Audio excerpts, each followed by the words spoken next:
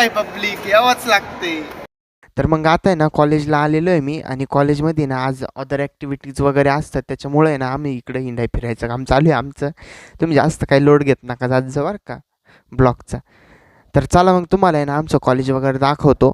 तर हे आहे ना आमच्या कॉलेजचं मेन गेट आहे आणि ह्या गेटच्या समोरच आहे ना इथं आहे ना गाड्या वगैरे पार्किंग केलेली, गाड्यांची पार्किंगसाठी सोय केलेली नाही का. तर चला तुम्हाला आहे ना कॉलेजचा बाहेरचं परिसर दाखवतो, वातावरण दाखवतो नाही का कॉलेजचं. तर मी माझे मित्र आम्ही निघलो होतो, जेवण वगैरे केलेलं होतं पहिले. तर चला म्हणलं जेवण झालेलं आहे, आता आहे ना कॉलेज वगैरे फिरू नये का, आज सॅटर्डे असल्यामुळे ना अदर ॲक्टिव्हिटीज वगैरे करायचं, लेक्चर वगैरे असतात. ह्या रेल्वेने जर प्रवास करायचा असेल त्याचं स्टेशन आहे वीर सावरकर शासकीय औद्योगिक प्रशिक्षण संस्था, शॉर्टकटमध्ये आम्ही ITI म्हणतो.